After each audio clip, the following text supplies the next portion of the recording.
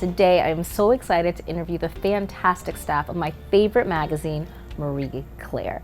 Today, we're going to talk about the power of a collaborative culture, the importance of diversity and inclusion, and meaningful mentorship. I'm Bea Arthur. No, not that one. I'm an entrepreneur, licensed therapist, and women's advocate. And I'm stepping out to help women with their work issues, one office at a time.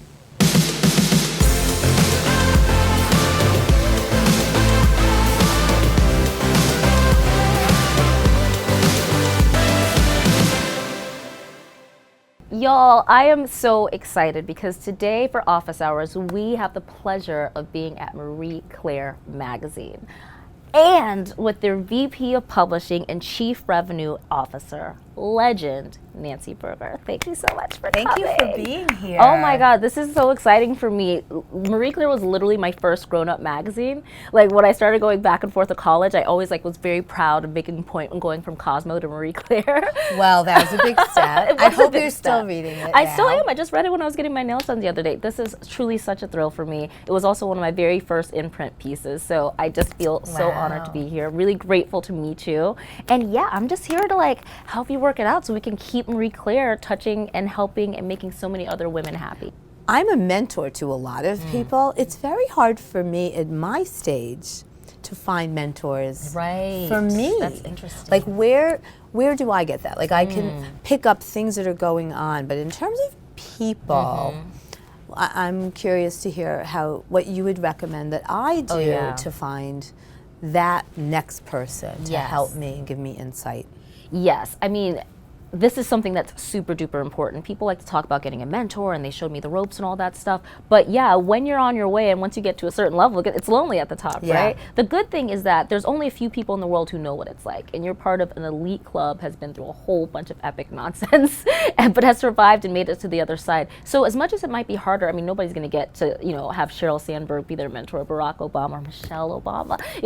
That's kind of hard to do, but don't discount peer mentors. A huge thing in the startup industry is that there's a lot of us who are co-founders, we just have these roundtables and these workshops. And it becomes really personal too, just like what is it like? How do I hold myself accountable? How do I not scream my head off some days? How do I not pull a Jerry Maguire and walk out of my own office? It's so important to talk to somebody who gets it. And I don't even think an expert who studies it on a theoretical level can understand it as somebody who's been through it or is going through it. Hearing it out loud, really feeling that somebody understands, and more importantly that it's temporary, it's a solvable problem, is sometimes the best mentorship. So don't discount peer mentorship.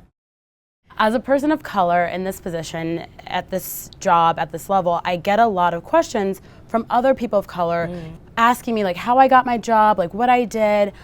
And I want to make sure that I am giving them the access that they need to have a career in this industry at this level that I've had.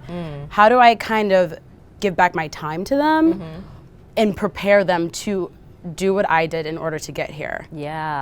Oh, interesting. I mean, I love that you're already thinking that way, because if you've gotten to a certain level, it is your responsibility to look back and see who else you can bring with you. Yes, of course. Network is everything, community is everything, having people to cheer you on, and more importantly, show you the path. And I do think that's something that communities, I love this question, communities of color don't have this kind of conversation enough. It's not being had. And it's all about, I mean, when you talk about the diversity numbers, it really is about going the extra step to be inclusive. So it's good that you're thinking about it before it became a trend. And more importantly, that it's necessary. Some people like to say it's a pipeline problem, but I really think it's a spotlight problem. No one is really seeing these people for what they're capable of. And somebody has to show, and when you don't see any people that look like you, you really think it's not for you. Right, and a lot of times I think the problem is that these industries are very much about who you know. And a lot of people of color don't have the connections. They don't know the person that's going to get the interview, slip their resume to the right person. They don't have that all the time. So I think it's really them working from the ground up, and they're like, I don't even think I have a shot competing with the people who do have the connections, Totally. I do the same thing all the time. The real trick to it is that ignorance is bliss. People don't know. You can't be what you can't see. So if everybody they know does hair, goes to college, whatever, then you don't even know that it's an option. People don't even know that it's a thing that you can do. So it is your job to represent yourself, your identity, your career, so people see it as a viable option. And so whenever people will reach out to you, always make time, always take a coffee, always make yourself available and be loyal to it. I just want to make sure I'm doing doing my part in order to help like bring them up? Well, I'm about to hook you up, girl. If you are a person of color who would like to be in the media and is looking for a mentor, Janae Green. I'm here, I'm ready. Claire, Hearst Magazine is looking for people to lift up and show the way. And Absolutely. I can tell that your heart is in the right place, and anybody would be lucky to have you. We work with some amazing interns every single semester. Many of them are very, very passionate about pursuing journalism. That said, like so many companies, we don't always have open positions for them after their internships. What's your advice for continuing to guide their careers in some capacity and help them out, while also making sure that they don't completely shy away or feel intimidated by the fact that they didn't get a career, and still kind of keep them excited about journalism while also helping them stay realistic about the tough aspect of searching for a job?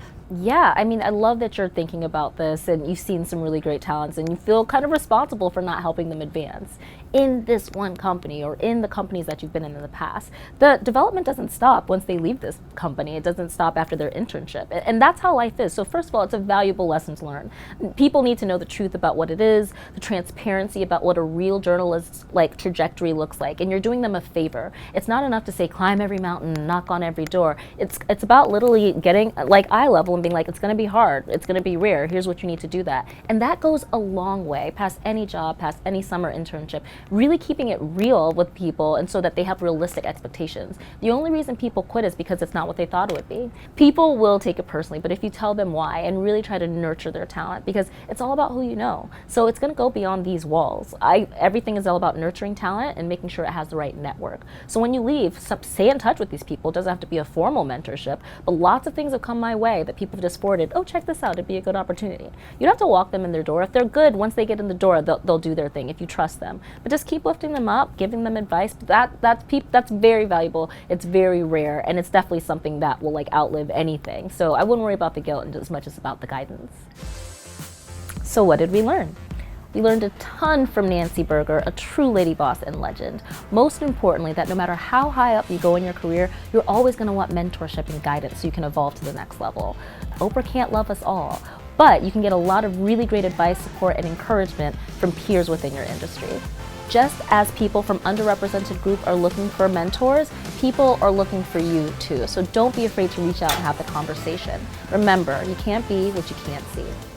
And lastly, whenever you don't get a position, don't take it personally. There's all sorts of forces that may not make it work out this time, but for the people who see the gift and the talent in you, don't take it as bad news when they tell you they're not a position. Take it as necessary news, because now you can adjust accordingly and take everything you've learned to your next position and know that really great people believe in you and are rooting for you. I feel like deadlines are my best friend and my worst enemy, and goals are dreams with deadlines. So all the things, really map them out, look at really what it's going to take, all the subtasks, and make sure you have a deadline for each of these things. That way there's no anxiety, right? I'm going to hit it on this day or I won't. And I know you're the kind of person who gets it done. So I try. I know you can. So like anything else, just schedule it in.